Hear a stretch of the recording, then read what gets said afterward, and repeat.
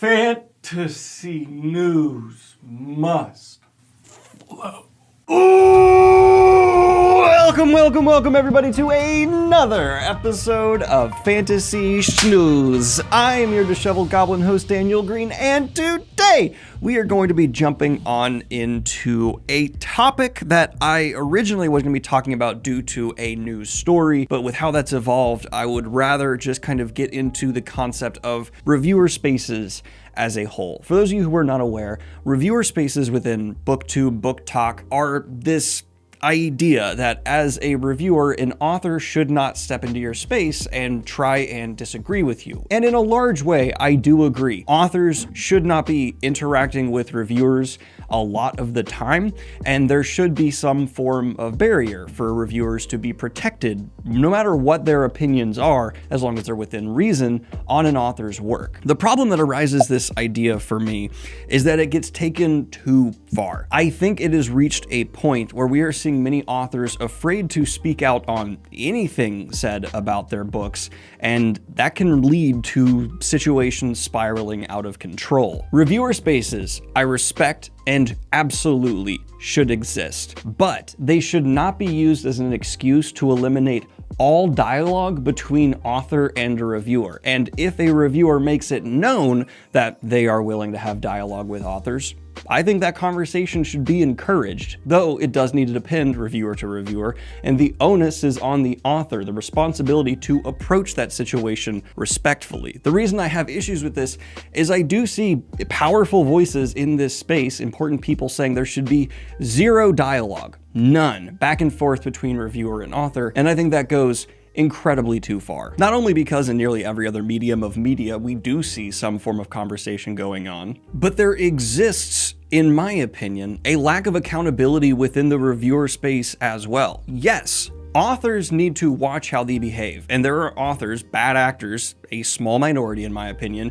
who will maliciously try and send their fans or just personally attack a reviewer. And it's on authors and reviewers to hold those people accountable and spread the word that this adult is behaving like a whiny little disgraceful baby. But if that is going to exist, the inverse does as well, in my opinion. There are bad faith reviewers. We are in a day and age of media criticism really dipping low at times. I think we're at an all-time high in some ways because yes, everyone can have a voice, but everyone can have a voice.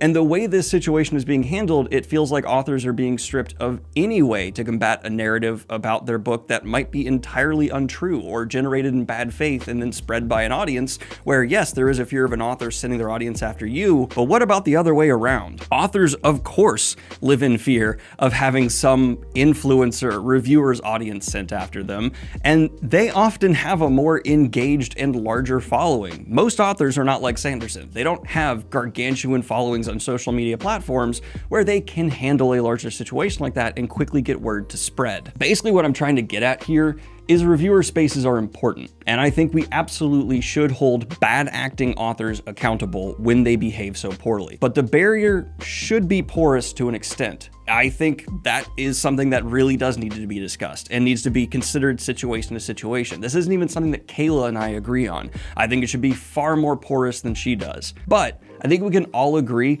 that if we are trying to put a degree of responsibility on every author to make sure they don't overstep in these spaces, we need to do a better job of keeping the reviewers accountable as well.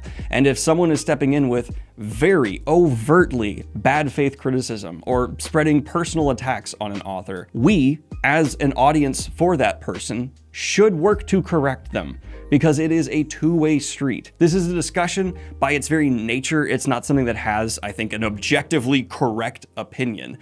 But don't instinctively and immediately, in my opinion, jump on every author who seems to be responding to criticism that might go too far. Instead, try to look into it, or maybe just say case by case, what was the person saying? Now, I'm gonna end that by saying, of course, an author should not be going into Goodreads Goodreads or a review literal space and just attacking people who give them negative reviews, or even necessarily commenting period on someone's review of their book there. That is literally a reviewer space. But I think the area gets more gray on places like Twitter. Once things starts affecting your wallet, your family life, things along those lines, it gets more difficult. It's a very gray issue I am seeing handled black and white. And I just want to use my platform to say, be a bit more nuanced than that. When signs are showing, it's needed. Please let me know your thoughts in the comments down below. I've not talked too much about reviewer spaces, and I went way further in the other direction on Twitch earlier today, but then I had a conversation with Kayla. I looked more into it. I am middle of the road,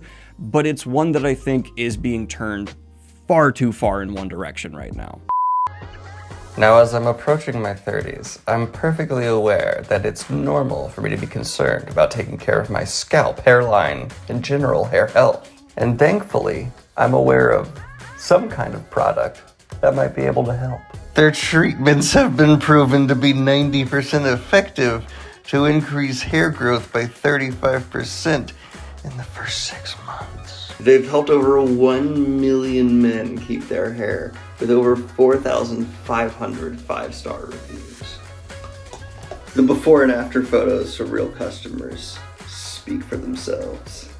They provide FDA-approved treatment options, as well as 2-in-1 gel that combines those. And it saves you from having to go to the doctor's office because Keeps is delivered right to your door, just like I'm outside of it. I've been using their thickening shampoo and conditioner, as well as styling pomade, and let's just say the results have been looking luscious. Just remember that you're not alone, and that hair loss stops with Keeps. Isn't that all? For a special offer to get started, go to keeps.com/Daniel Green. That's KEEPS.com/DANIELGREENE. The link's in the description.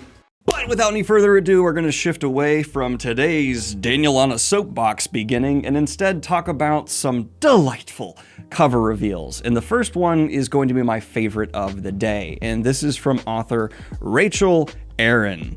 It's official, I've got a new series coming out introducing Hell for Hire, coming out in all formats June 4th with art by the amazing Louisa J. Louisa J. Preisler. And this, I didn't know I would love a cover like this, but it bangs so hard. Having this, I assume, like demonic type character, could even be a tiefling, not entirely sure, so simply laid over a contrasting background with modern clothing and a sword and this specific font. It's so punk. I want to call it like demon punk. I don't know if that's what it is. I only know what's in the tweet here, but sensational. And I'm immediately going to be following this artist because I kind of want to hire you. You're great. This is a 10 out of 10. I love this. Simple covers with something that just grabs you. I really like that. Gives me a video game vibe. A little bit of video. I can see video game vibe from that. That pop of red in the eyes. That works so well. But if you are looking for a more special edition of a classic fantasy, heralded like a classic fantasy book, we also got Galanx releasing a special edition for Scott Lynch's Red Seas Under Red Skies. I came this close to calling him David Lynch, which would have made Gentlemen Bastards quite the different series. Yeah, pretty darn different. It is limited to only 750 copies and coming out the 4th of April. I'm gonna say, I actually really like this cover. Not necessarily for this series though. For some reason, I have just never seen a Gentlemen Bastards cover for any of the books that makes me go, yes, that perfectly represents Gentlemen Bastards. I think this is wonderful art, and Edward Bedizin did an incredible job, but there's something that's not quite the tone or pitch. Am I alone in this? Absolutely, yes. And if I can hook your interest with the name Naomi Novak, then boy oh boy, have I got a fishing line for you, something there. Anyway, because we have had a new release announcement for Buried Deep, which will be arriving September 17th. It's going to be a collection of short stories from the author from various works. like Dragon Corp and Sholomance. But it will also be providing a first glimpse into a new up-and-coming series from the author. How exciting. Novellas and short story collections I really want to see get more love on BookTube, and I might be trying to encourage that specific trend in the future. Not that I can like change BookTube, but I don't know. I just want more novellas especially to get love, because I think there is a beauty to a novella, especially if you're in a reading slump. Oh my god, they are great cures for a reading slump. And author Nghi has come out and announced their new series titled The City in Glass. A demon, an angel, a city that burns at the heart of the world. And I just want to say this is my reviewer space, so she cannot say this is not true. This is Nghi actively encouraging Hollow Earth conspiracy theories. That's a bad joke, poorly timed.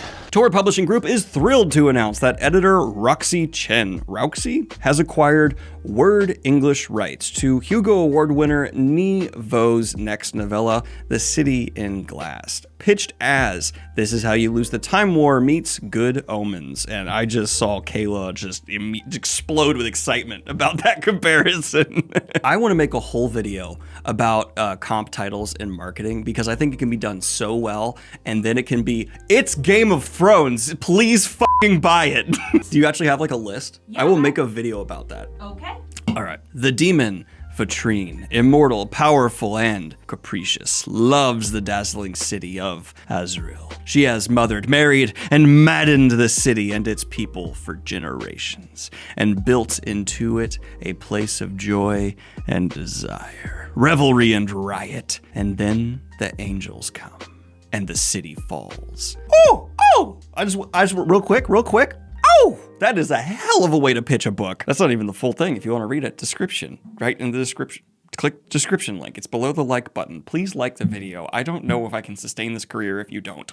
I can, but it would help me if you did. In our only bit of quickie news this week, Avatar: The Last Airbender has been renewed for 2 more seasons, showing they are probably just going to be completing the story of the original show. Full transparency, I'm not planning on reviewing the live action Avatar show here. I have realized that when I review live action adaptations, it takes a lot out of me dealing with the current state of especially TV show reviews. It's just not fun. So I will personally just be skipping this one. And if you want to see a review that I do largely agree with, check out Tim's. He did an absolutely wonderful breakdown. Love you, Tim. And in the final story we're going to be covering here today, I try not to cover too many trailers anymore, but damn, dude, this one hit. We got the trailer for Fallout coming to Amazon Prime. And I am not saying this show is going to be good because trailers are lies, but as lies go, this is a hell of a trailer. The performances, the way they're envisioning this world, I really dug it. Prime, a little bit of a mixed bag when it comes to adaptations. We have some glowing examples, we have some middling examples, and we have some complete fumbles. I actually keep forgetting how much Fallout I've played in my life. I played New Vegas, I played 4, I think I played the most recent for a minute and just didn't like it that much, but New Vegas and 4, I believe, I really remember liking. I will say the one thing I would like to see more of, though, if I was going to have an ask here, is